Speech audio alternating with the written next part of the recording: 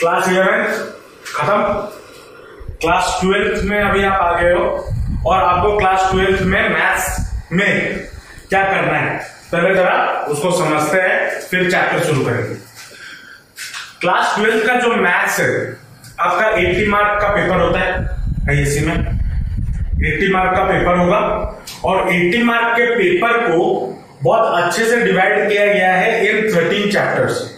अब इसमें जो पहला चैप्टर या बोल सकते हो जो पहला चैप्टर आपके 12th में है रिलेशन एंड फंक्शन, माना जाता है क्या, मैंने जो देखा हुआ है बच्चों के साथ जो हुआ है, one of the toughest chapter in this syllabus होता है।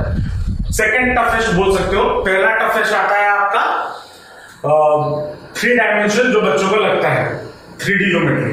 उसके बाद ये भी होता है आपका क्या application of derivative, differential equation, ये सब भी है। और अगर 11th या 12th के बच्चों को अगर ये डिफिकल्ट लगता है, ऐसा क्यों लगता है, उसका एक ही रीजन है कि ये जो सारे टॉपिक्स का नाम मैंने अभी बोला, ये सारे टॉपिक्स 11th के साथ कहीं ना कहीं कनेक्टेड है। और एज बिकॉज हम 11th में उतना सीरियसली नहीं पढ़े हुए हैं, उतना हमारे दिमाग में नहीं है, इसलिए हमें 12th में कुछ चैप्टर्स टफ लगता है या डिफिकल्ट लगता है। तो हम क्या करेंगे, हमारे क्लास में हम कोई भी टॉपिक पढ़ने से पहले, जैसे मान लो ये टॉपिक है रिलेशन एंड फंक्शन, उसको पढ़ने से पहले हम थोड़ा 11th में हमने जो पढ़ा हुआ है उसको रिकॉल करेंगे और उसमें और आगे चलेंगे, ताकि आपको समझने में भी आसानी हो जाए और आप 12th में अच्छा कर पाओ। ठीक है, तो क्लास में कंटिन्यू करने के लिए मैं तो बहुत सारी चीजें बोलूंगा और बहुत सारी चीजें बोर्ड में लिखूंगा, तो उसको आपको नोट डाउन करना है इन टर्म्स ऑफ नोट्स, और जहां पे क्वेश्चन करवाना होगा वहां पे भी हम क्वेश्चन करेंगे।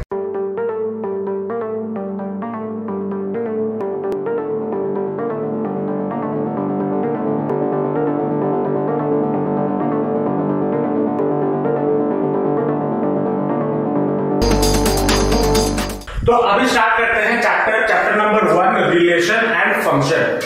पहला चीज, अगर हम थोड़ा 11th क्लास में जाए, रिलेशन होता क्या है, व्हाट इज ए रिलेशन।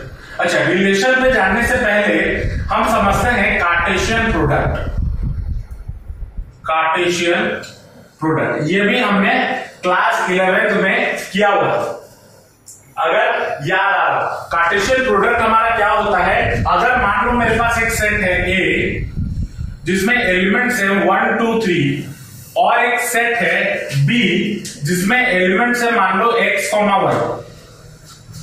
ठीक है, रैंडमली मैंने 2 सेट लिए, एक सेट में 1 2 3 कुछ एलिमेंट्स है और इस सेट में x, y कुछ एलिमेंट्स है। तो कार्टेशियन प्रोडक्ट क्या होता है, A क्रॉस B, और इसको हम कैसे लिखते हैं, A क्रॉस B को A में जो एलिमेंट है पहले वो लिखेंगे 1, 1 को x के साथ, x ये हो गया। जो बाद में सेट है उसका एलिमेंट हमेशा बाद में आएगा। ठीक है, फिर 1 को y के साथ 1, y, फिर 2 को x के साथ, फिर 2 को y के साथ, फिर 3 को x के साथ, फिर 3 को y के साथ। यह आपका हो गया Cartesian product of this 2 set. अगर मैं B क्रॉस A करता तो मुझे क्या क्या मिलता, x, 1, फिर x, 2, फिर x, 3, फिर y, 1, फिर y, 2, फिर y, 3, ये मिलता है कार्टेशियन प्रोडक्ट में। अगर मैं A क्रॉस A करता,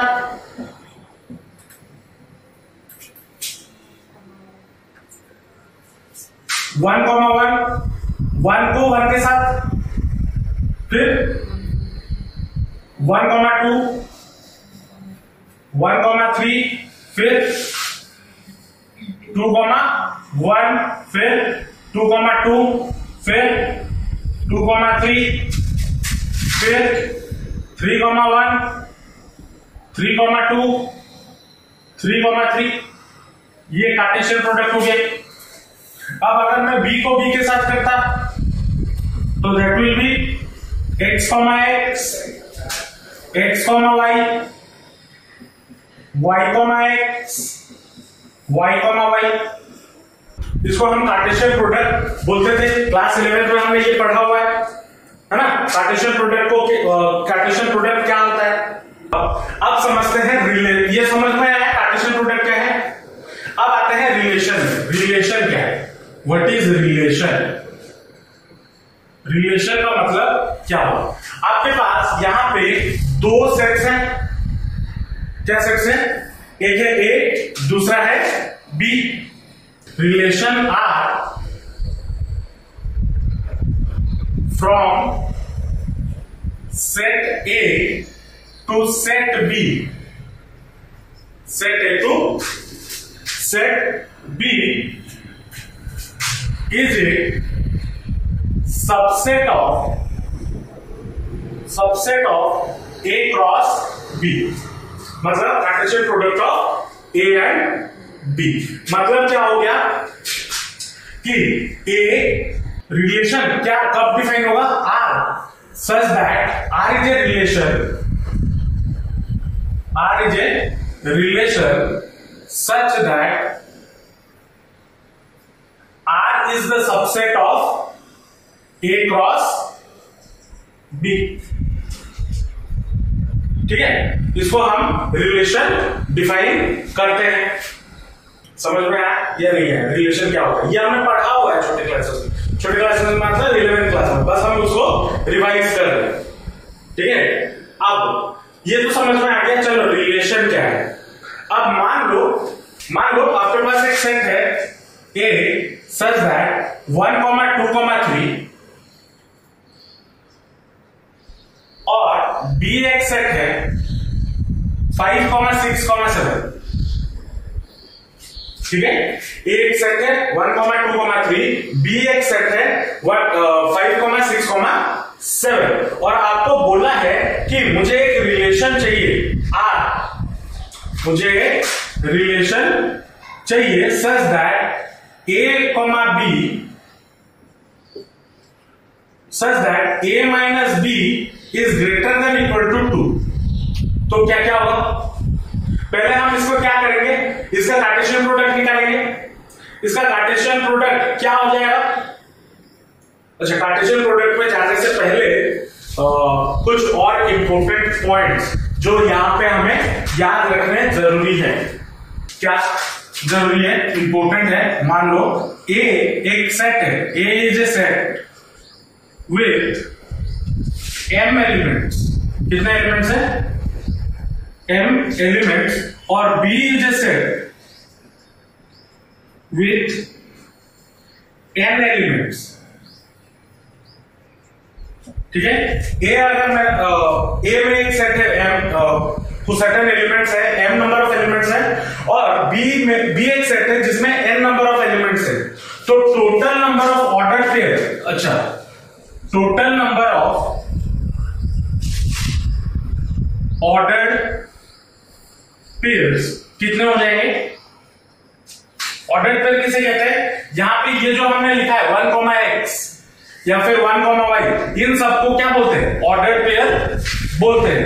तो कितने ऑर्डर्ड पेयर हो जाएंगे? Ordered pair will be equal to m into n। m into n multiply कर दो, उतने ही ऑर्डर्ड पेयर आपके बन जाएंगे। ठीक है, और टोटल नंबर ऑफ रिलेशन कितना हो जाएगा?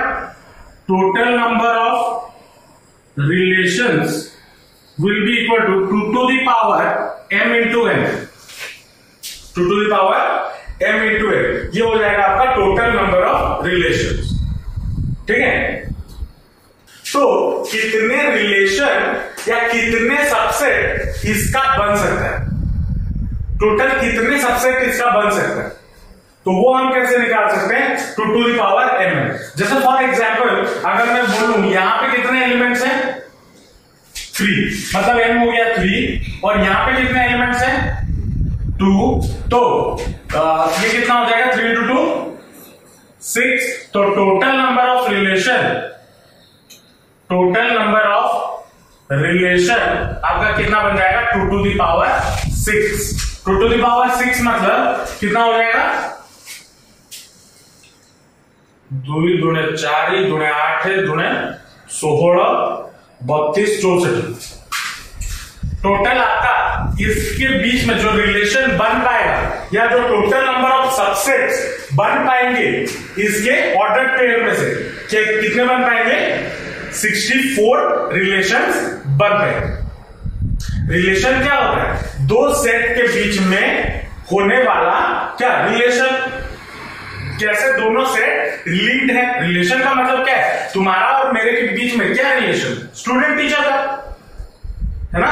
अब हमारे क्लासरूम में ये स्टूडेंट टीचर का है, अगर तुम मुझे पहचानी हुई नहीं होती, हम रास्ते में मिलते, रास्ते में हम दोनों एक रास्ते में जा रहे हैं, तो हम दोनों कैसे लिंक्ड हैं ह्यूमन बींग्स, या फिर हम दोनों राउरकेला में रहते हैं है ना। तो दो सेट कैसे लिंक्ड है, कैसे रिलेट करते हैं उस चीज को हम डिफाइन करते हैं। और अगर हम एक दूसरे को जानते नहीं होते तो हमारे बीच में कोई रिलेशन होता इंसानियत का होता, ह्यूमैनिटी का होता। लेकिन अब मान लो मैं यहां पे हूं, आप रहते हैं मान लो यूरोप में, मान लो मैं आपको जानता हूं ना तुम मुझे जानते हो, लेकिन तब भी हमारे पास हम दोनों के बीच में रिलेशन होगा। क्या रिलेशन होगा, we are living on the same planet. अब रिलेशन बनाने में बहुत सारे रिलेशन बन सकते हैं, लेकिन मैथ्स में हम उतना रिलेशन नहीं बना सकते। कुछ सर्टेन टाइप ऑफ रिलेशन बनता है और उसको हम कैसे डिफाइन करते हैं, हम डिफाइन करते हैं सबसेट ऑफ ए क्रॉस या Cartesian product of A cross B. ठीक है, समझ में आया पक्का? पहले इतना लिख लो फिर चलेंगे। अब यहां पे अगर मान लो ए एक सेट है और बी एक सेट है और उनके बीच में रिलेशन मान लो गिवन है R इज सच दैट 1,6 2,6 3,7 3,5 मान लो ये रिलेशन है। ठीक है, मान लो ये आपका रिलेशन गिवन है। अब क्या ये इसका रिलेशन हो सकता है, कैसे चेक करेंगे? हम पहले ये चेक करेंगे जो पहले एलिमेंट में जो नंबर्स है क्या वो फर्स्ट सेट में आ रहा है। 1 हाँ आ रहा है, 2 हाँ आ रहा है, 3 हाँ आ रहा है, यहां पे भी 3 है तो आ रहा है, तो मतलब ये अब आपका रिलेशन हो गया। अब एज बिकॉज ये दोनों सेट है, अब देखो अगर मैं इसका ऑर्डर पेयर निकालूं, मतलब ए क्रॉस बी, इसका कार्टेशियन प्रोडक्ट निकालूं, तो क्या मुझे 1,6 मिलेगा, क्या मुझे 2,6 मिलेगा, क्या मुझे 3,7 मिलेगा, क्या मुझे 3,5 मिलेगा। मतलब ये जो आर है या आर जो ऑर्डर पेयर इसके अंदर है, क्या ये इसके ए क्रॉस बी का सबसेट है? क्योंकि सबसेट का मतलब क्या होता है, इसमें जो भी एलिमेंट्स है ऑर्डर पेयर्स हैं वो सारे इसमें भी मिल रहे होंगे, तो ये रिलेशन हमारा डिफाइन हो गया। मान लो ये सर्टेन रिलेशन आपको गिवन है। अब अगर यहां पे ध्यान में देना, डोमेन किसे कहते हैं और रेंज किसे कहते हैं, यह हमने पढ़ा होगा है ना 11th क्लास में। कुछ याद आ रहा है, कुछ याद नहीं आ रहा है। चलो यहां पे ये जो फर्स्ट एलिमेंट्स होते हैं, अगर एक रिलेशन गिवन है, रिलेशन के जो फर्स्ट एलिमेंट्स गिवन होते हैं, फर्स्ट एलिमेंट्स क्या हैं 1 2 3, इसको हम क्या बोलेंगे डोमेन ऑफ आर का डोमेन है। ठीक है, और जो सेकेंड एलिमेंट्स होंगे क्या क्या है 6, 5, 6, 7 5, 6, 7, इसको हम क्या बोलेंगे रेंज ऑफ आर। क्या बोलेंगे रेंज ऑफ आर। याद रखना अगर कोई रिलेशन गिवन है ऑर्डर पेयर के फर्स्ट एलिमेंट में, फर्स्ट एलिमेंट जो गिवन है ये और ये सारे क्या है, डोमेन है। और जो सेकेंड एलिमेंट है ये और ये सारे क्या है, रेंज। ठीक है। उसके बाद आपको ऐसे भी मिल सकता है relation on A set, relation on A set. अब इसका मतलब क्या है, मान लो आपके पास कोई भी एक सेट है ए, मान लो 1 2 3 4, ठीक है।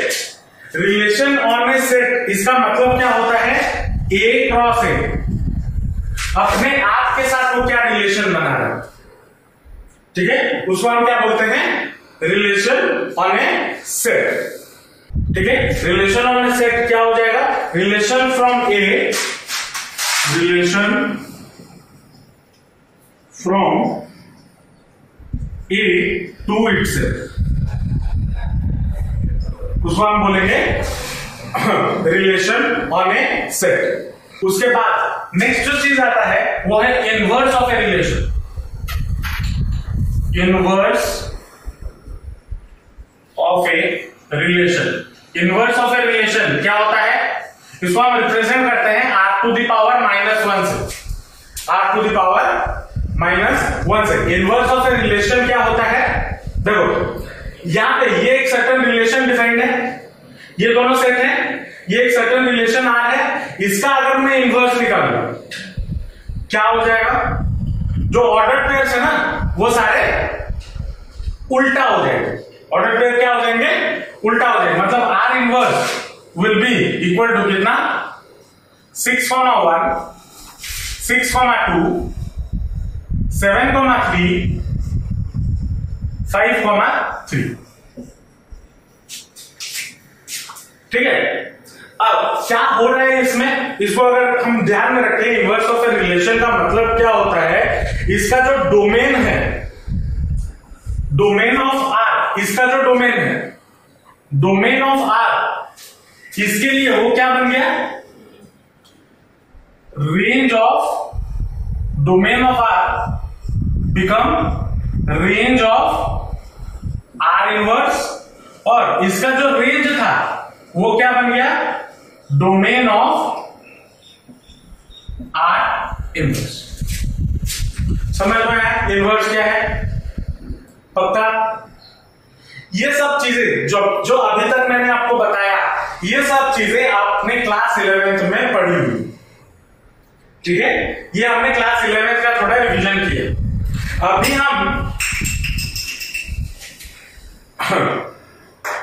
अभी हम नेक्स्ट आगे जाएंगे टाइप्स ऑफ रिलेशन में, जो कि हमें क्लास 12th में जानना है, ठीक है। अब टाइप्स ऑफ रिलेशन को समझने के लिए हमें इन सब का जरूर समझना या दिमाग में होना जरूरी था, इसलिए इसको थोड़ा डिटेल में हमने बताया।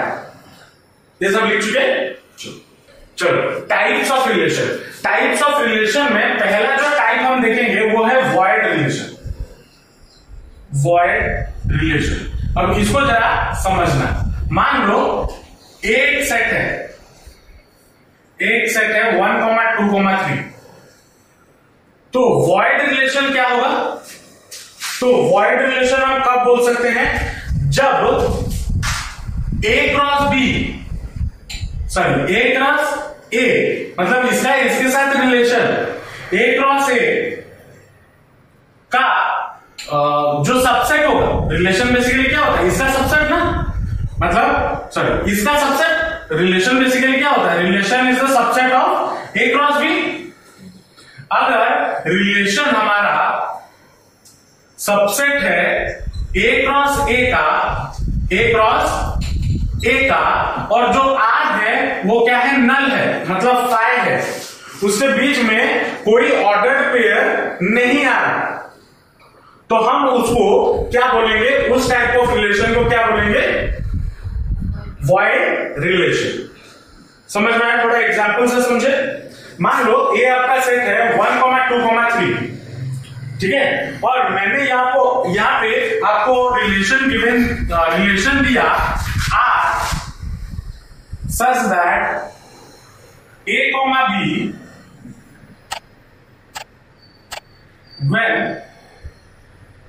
such that a minus b is greater than equal to 2a, greater than equal to 12, या फिर greater than equal to 12 मान। अगर मान लो मैं आपको ये एग्जांपल देता हूं, अब इसमें से अगर मैं इसका ऑर्डर पेयर निकालूं तो a क्रॉस a का ऑर्डर पेयर निकालूं तो क्या क्या होगा? 1,1 1,2 1,3, चलो फिर 2,1 2,2 2,3, फिर 3,1 3,2, फिर 3,3। ये उसका क्या हो गया? Cartesian product. अब मुझे रिलेशन क्या बोले? ऐसा होना चाहिए, ऐसा पेयर बनना चाहिए, अगर मैं दोनों को सब्सट्रैक्ट करता हूं, मतलब इन दोनों को सब्सट्रैक्ट करता हूं, उसका वैल्यू ग्रेटर देन 12 आना चाहिए, ग्रेटर देन इक्वल टू 12 आना चाहिए। तो क्या मुझे कोई भी सबसेट या कोई भी ऑर्डर पेयर ऐसा मिलेगा जिसको सब्सट्रैक्ट करने पे वो ग्रेटर देन 12 हो रहा हो? कोई भी मिलेगा? कुछ नहीं मिलेगा। तो R इज नल, मिला? तो इस टाइप ऑफ रिलेशन को हम क्या बोलेंगे? Void relation. क्या बोलेंगे? Void relation. समझ में आया? ये कब होगा? जब यहां पे हम क्या एक स्टेटमेंट लिख देना, a comma b belongs to R, sorry, a comma b does not belongs to R where a and b belongs to a and b belongs to a। ठीक है, ये मतलब एक स्टेटमेंट है। कोई भी ऐसा रिलेशन जो मौजूद नहीं है इसमें, जो इस कंडीशन को सेटिस्फाई कर रहा हो, और ए एंड बी किसमें मौजूद है? सेट ए में, तो उस टाइप ऑफ रिलेशन को हम क्या बोलेंगे? Void relation. समझ में आया? पक्का? उसके बाद नेक्स्ट जो टाइप है या नेक्स्ट जो टाइप ऑफ रिलेशन है उसको हम बोलते हैं यूनिवर्सल रिलेशन। Universal relation. अब अगर मैं यहां पे वही सेम एग्जांपल लेता हूं, ए सेट हमारा क्या है? 1,2,3 1,2,3। अब अगर मैं यहां पे एक रिलेशन लेता हूं, relation such that a comma b such that a minus b का magnitude is greater than equal to 0। अगर मैं ये लेता हूं, अगर मैं ये लेता हूं, तो अगर मैं इधर देखूं सबसेट में, इसको अगर वैल्यूज निकालना चाहूं तो R में क्या क्या वैल्यूज आएंगे? a माइनस बी हमेशा ग्रेटर देन इक्वल टू 0 होना चाहिए, का मैग्नीट्यूड हमेशा ग्रेटर देन इक्वल टू 0 होना चाहिए, मतलब 1 माइनस 1 0, 0 का मैग्नीट्यूड 0, 0 इज इक्वल टू 0 है, मतलब ये रिलेशन का पार्ट है, पहला वाला टर्म, पहला वाला ऑर्डर पेयर। वैसे ही अगर मैं 1,2 देखूं, 1 माइनस 2 करूं तो मुझे क्या मिलेगा? -1। -1 का मैग्नीट्यूड क्या है? 1 ग्रेटर देन इक्वल टू 0 है। और वैसे ही अगर हम देखते जाए इधर सारे के सारे ऑर्डर पेयर जितने हैं, सारे के सारे ऑर्डर पेयर जितने हैं वो रिलेशन के अंडर आ जा रहे हैं, आ जा रहे हैं। तो इसीलिए हम इस रिलेशन को क्या बोलेंगे? यूनिवर्सल रिलेशन बोलेंगे। इसका मतलब क्या है? R is said to be universal relation. R is said to be universal relation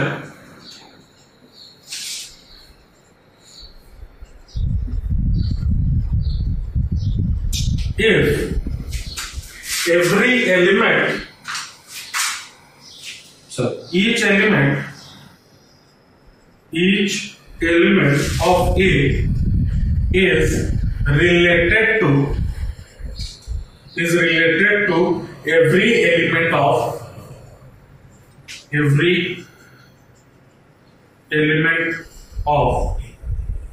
इसको हम बोलेंगे यूनिवर्सल रिलेशन। समझ में आया यूनिवर्सल रिलेशन क्या है? उसके बाद नेक्स्ट जो टाइप ऑफ रिलेशन है वो है आइडेंटिटी रिलेशन।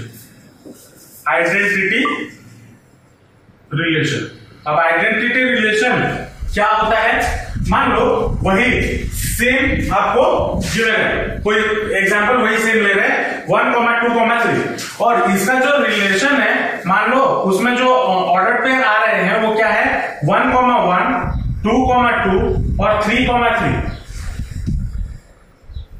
ये आ रहे हैं, ठीक है। तो इसको इस टाइप ऑफ रिलेशन को हम क्या बोलेंगे, आइडेंटिटी रिलेशन या फिर IA। आइडेंटिटी रिलेशन आपका क्या होता है, if every element of A, every element of A is related to itself, is related to itself only, then उस टाइप ऑफ रिलेशन को हम क्या बोलेंगे, आइडेंटिटी रिलेशन।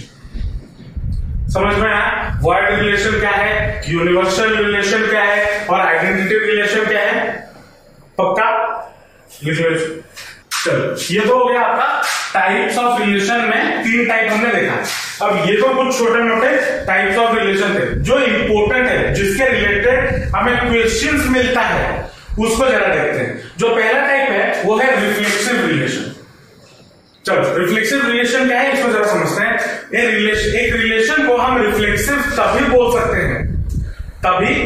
सकते हैं जब उसके उस सेट के सारे एलिमेंट अगर वो अपने आप से रिलेटेड हो, तो उस टाइप ऑफ रिलेशन को क्या बोलेंगे, रिफ्लेक्सिव रिलेशन। अब इसको जरा एक एग्जाम्पल से समझते हैं। देखो मान लो एक सेट है 1, 2, 3, 4, 5, 1, 2, 3, 4 1, 2, 3, 4 एक सेट है और आपको कुछ सर्टेन रिलेशन गिवन है। मान लो R1 आपको गिवन है 1, 1, 2, 2, 3, 3, 4, 4।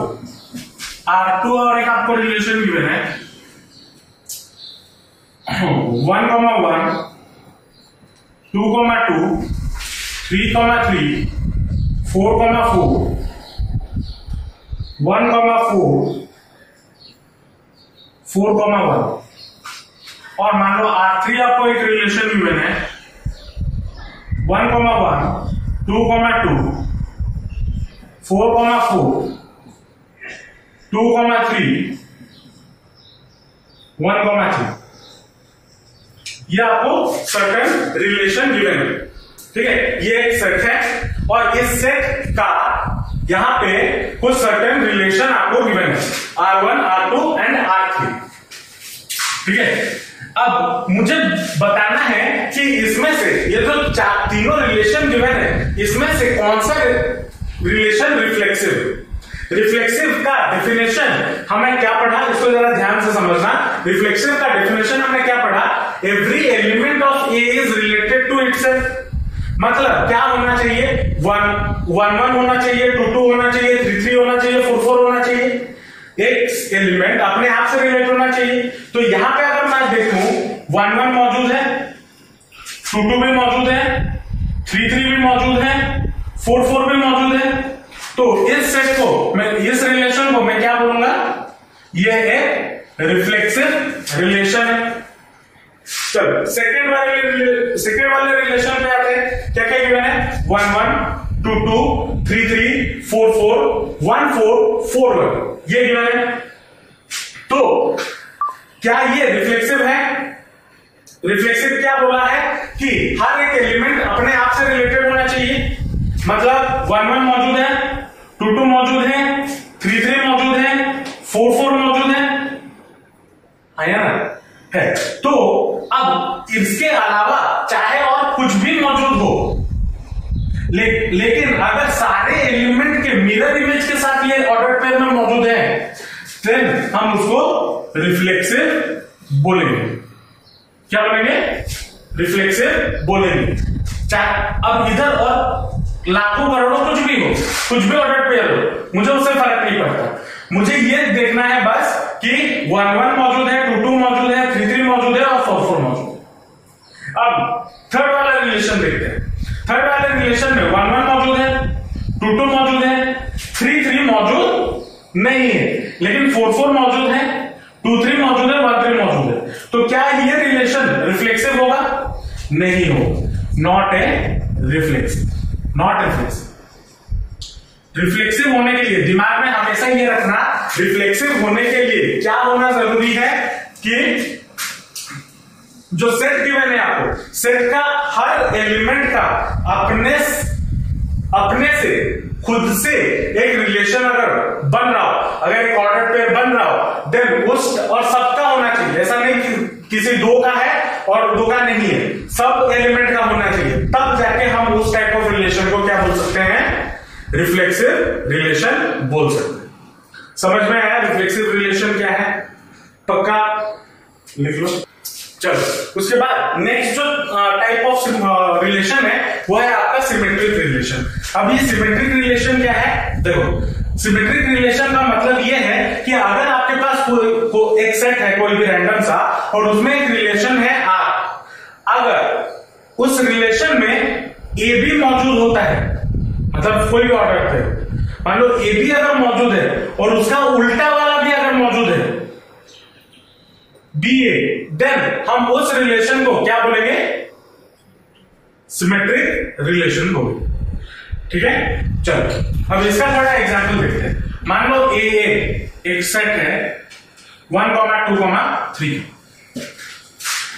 R1 आपको गिवन है 1 1 2 2 3 3, R2 आपको गिवन है 1 1 पुट है, ठीक है, for all A and B belongs to A, belong to set 1 1 2 2 3 3, ये गिवन है। ठीक है, अब पूछा है कि क्या ये सिमेट्रिक है? 1 1 का उल्टा, क्या हमने सिमेट्रिक के लिए डेफिनेशन क्या पढ़ा कि अगर ए बी मौजूद है तो बी ए भी मौजूद होना जरूरी है। अगर 1 1 मौजूद है, 1 1 का उल्टा क्या होता है? 1 1 मौजूद है, 2 2 मौजूद अगर है, 2 2 का उल्टा ये भी है, 3 3 मौजूद है, 3 3 का उल्टा 3 3, तो इसको हम सिमेट्रिक बोल सकते हैं।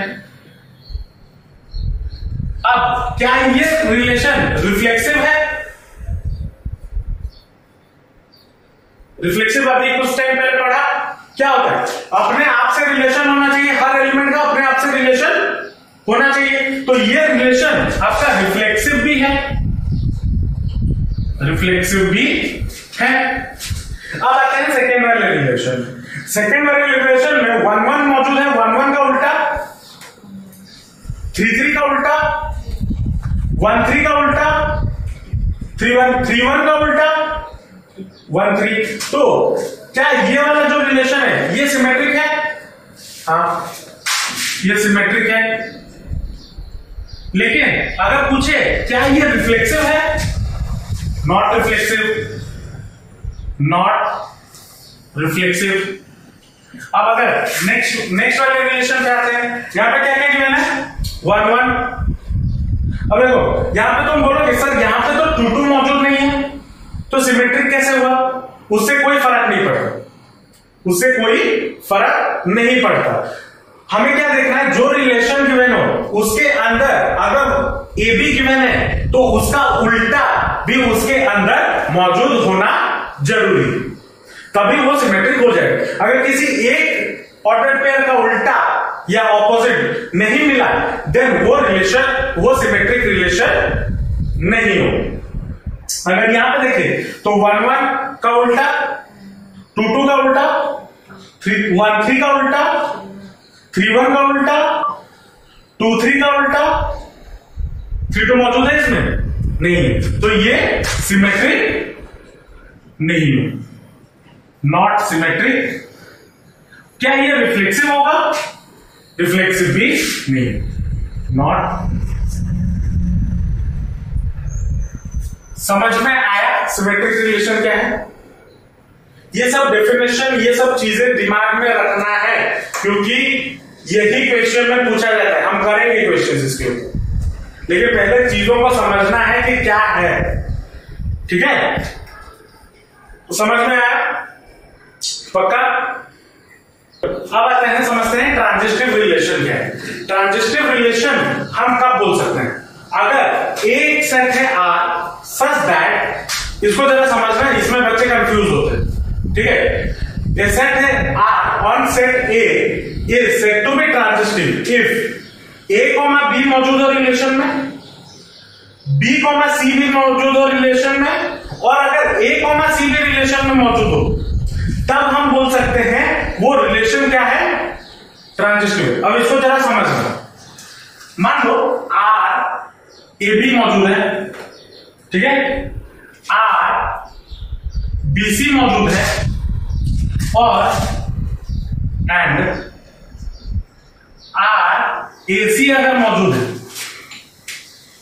ये तीन चीजों को हमें देखना है। अगर ये दोनों मौजूद हैं और ये भी मौजूद हैं, तब हम क्या बोल सकते हैं? वो ट्रांजिस्टिव है। ठीक है, अगर ये मौजूद है और ये मौजूद है लेकिन ये मौजूद नहीं है, अगर ये मौजूद है, ये मौजूद है लेकिन ये मौजूद नहीं है, तब भी हम उसको क्या बोलेंगे? ट्रांजिस्टिव बोलेंगे। लेकिन अगर ये मौजूद है, ये मौजूद है, ये मौजूद नहीं है, ये अगर प्रेजेंट नहीं है, तब हम उसको ट्रांजिस्टिव नहीं बोल सकते। अब अगर ये मौजूद है, ये भी मौजूद है, लेकिन ये मौजूद नहीं है, ये अगर प्रेजेंट नहीं है, मतलब क्या है? आर बी सी प्रेजेंट है, आर ए सी प्रेजेंट है, लेकिन आर ए बी प्रेजेंट नहीं है, देन हम उसको ट्रांजिस्टिव नहीं बोल सकते। ठीक है, अब तुम पूछोगे सर ये कैसे पॉसिबल हो गया? ये अगर मौजूद है, ये अगर मौजूद है, ये नहीं है, तो ये ट्रांजिस्टिव कैसे हो गया? अब ये होता है मतलब जब हम क्वेश्चन में करेंगे, अगर हम कोई प्रैक्टिकल एग्जांपल क्वेश्चंस में करेंगे, तब हमें समझ में आ जाएगा। अभी के लिए इतना याद रखो कि अगर रिलेशन विद ए बी मौजूद है और रिलेशन ऑफ बी सी मौजूद है, अगर ये दोनों मौजूद है, उसके बाद देन आर ए सी अगर मौजूद है, तो हम उसको ट्रांजिस्टिव बोलेंगे। अगर आर ए बी मौजूद है, आर बी सी मौजूद नहीं है और आर ए सी मौजूद है, तब हम उसको ट्रांजिस्टिव बोलेंगे।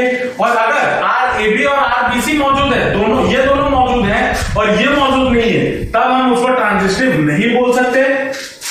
और अगर ये मौजूद नहीं है, आर ए बी मौजूद नहीं है, लेकिन आर बी सी और आर ए सी मौजूद है, तब हम उसको ट्रांजिस्टिव बोल सकते हैं। ठीक है, ये बेसिक डेफिनेशन है ट्रांजिस्टिव का, इस टेबल को दिमाग में रखना है।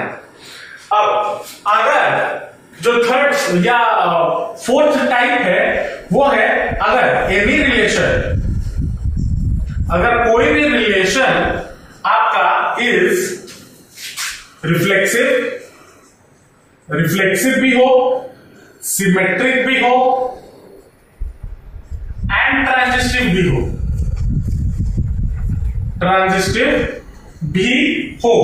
Then that relation is said to be equivalence relation। ठीक है, इसको भी दिमाग में रखना है।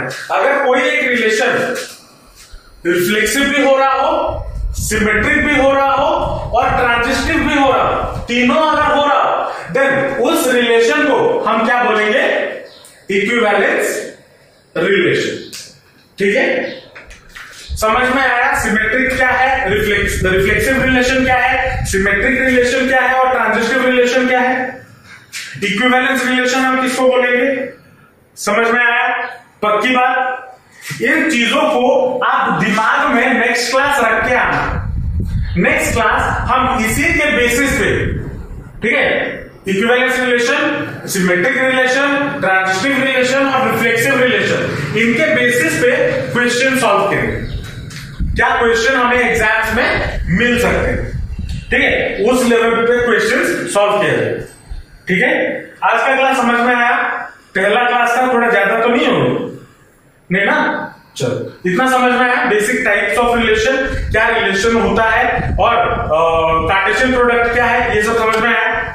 चलो, आज के लिए इतना रखते हैं, मिलते हैं नेक्स्ट क्लास। बाय।